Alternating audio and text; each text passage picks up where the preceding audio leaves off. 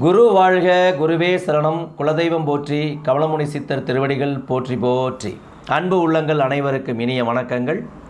ஸ்ரீ அம்மன் ஐமோன் works அம்மன் ஜோதிட ஆராய்ச்சி நிலையம், ஈரோடு. உங்கள் ஜோதிடர் ஏஎல் குணா. நண்பர்களே, ஒரு காலகட்டத்தில் ஒரு சொத்து அமையுது, வீடு அமையுது அப்படின்னா, அந்த சொத்து அமைந்த முற்பாடு யாருக்கெல்லாம் யோகமாக அந்த சொத்து அமையுது, யாருக்கெல்லாம் பாதகமாக அந்த சொத்து அமையுது அப்படிங்கிறத நாம் இப்போ பார்ப்போம். ஓகேங்களா? அதாவது நடக்கக்கூடிய திசாநாதனுக்கு 4ஆம் அதிபதி, 4ஆம் இடம் அப்படிங்கிறது சொத்துக்களை சொல்லக்கூடிய பாவம். என்ன திசை நடக்குதோ அதுக்கு 4 குடைவன் பலமாக இருந்தால் சொத்துக்கள் அமையும். 4 குடையவன் 4லேயே பலமாக இருந்தனாலும் சொத்து வாங்கினொருபாடு யோகம்தான். அவங்க 1க்கு 2 சொத்து கூட வாங்குவாங்க. சரிங்களா? அது வீடு கட்டி குடி போகலாம், நல்லா ஜம்முன்னு இருப்பாங்க.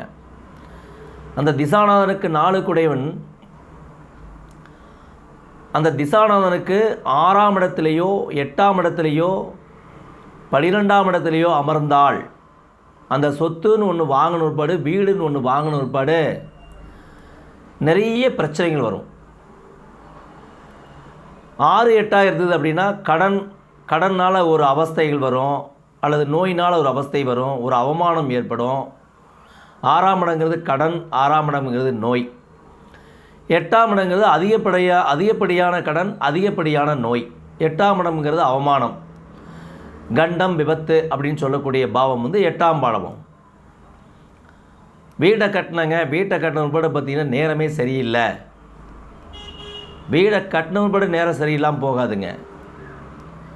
வீடு கட்டும்போதும் சொத்துக்கள் வாங்கும்போதும் நமக்கு நடக்கக்கூடிய திசை என்ன, அந்த திசைக்கான அதிபதி யார், அந்த அதிபதிக்கு சொத்து அப்படின்னு சொல்லக்கூடிய 4ஆம் அதிபதி எப்படி இருக்கிறாங்க அப்படிங்கிறத ஆராய்ந்து பார்க்கணும். அதுதான் ரொம்ப முக்கியம். சரிங்களா? அப்போது 4ஆம் அதிபதி திசாநாதனுக்கு 4 குடையவன் 12ஆம் இடத்துல இருந்தார்னு வச்சுக்கோங்களேன். திசாநாதனுக்கு 12ஆம் இடத்துல இப்போ ஒரு கிரக திசை எடுத்தது, எதில் இருந்து திசை எடுத்துன்னு வச்சுக்கோங்க. அதாவது எங்கே இருந்துன்னா, உதாரணத்துக்கு ஏதாவது ஒரு வீடு, 12 வீட்டில் ஏதாவது ஒரு வீடு.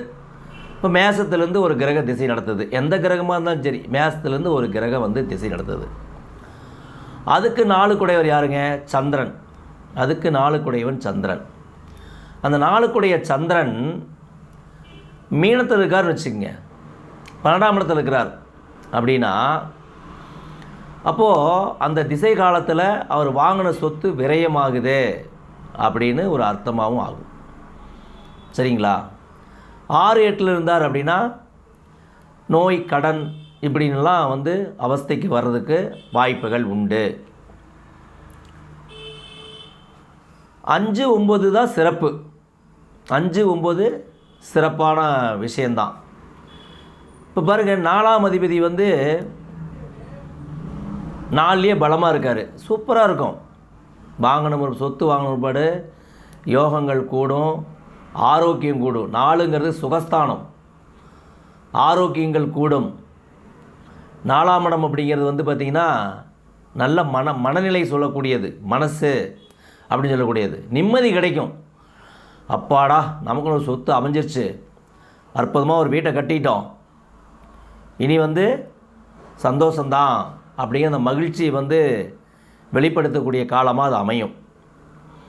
அதனால் எப்பொழுதுமே சொத்து ஒன்று வாங்கும்போது நாம் நம்முடைய திசைக்கு நடக்கக்கூடிய திசைக்கும் புத்திக்கும் சொத்து வாங்கலாமா, வாங்கினா எப்படி இருக்கும் அப்படிங்கிறத கொஞ்சம் ஆராய்ந்து பார்த்தா நல்லது. இது புத்திக்கும் பார்க்கலாம். புத்திக்கும் பார்க்கும்போது பார்த்திங்கன்னா, இப்போ வீடு கட்டுறது அப்படிங்கிறதெல்லாம் ப்ராசஸிங் பாருங்கள், 6 மாதம் 8 மாதம், ஒரு சிலவரெலாம் 1 வருஷமே ஆகி போயிடும். அப்போ என்னென்னா, அந்த புத்திநாதன் அந்த ஒரு ஒரு ஒரு வருஷத்துக்குள்ளே முடிஞ்சுட்டாருன்னு வச்சுக்கோங்க, அது வரைக்கும் தான் அவஸ்தைப்படும். அந்த புத்தி முடிஞ்சிச்சுன்னா 1 வருஷம் 1.5 வருஷம் 2 வருஷம் அந்த கிரகங்களுடைய இதை பொறுத்து தான். அந்த புத்தி முடிஞ்சிச்சுன்னா அது அவ்வளோதான், அந்த பாதிப்பு முடிஞ்சிடும். ஆனால் திசை அப்படி அல்ல. திசை அப்படின்னா பாருங்கள், 18 வருஷம் 19 வருஷம் 17 வருஷம் 20 வருஷம் இப்படி திசை நடத்தும். அப்போது ஒரு எச்சரிக்கையாக இருக்கிறது ரொம்ப அவசியமாக இருக்குது அப்படிங்கிறது தெரியப்படுத்திக்கிறோம். உங்கள் அனைவருக்கும் எங்களுடைய பணிவான வணக்கங்களும் வாழ்த்துக்களும் தெரிவித்துக்கிறேன். வாழ்க வளத்துடன் மேலும் புகழுடன். நன்றி நண்பர்களே.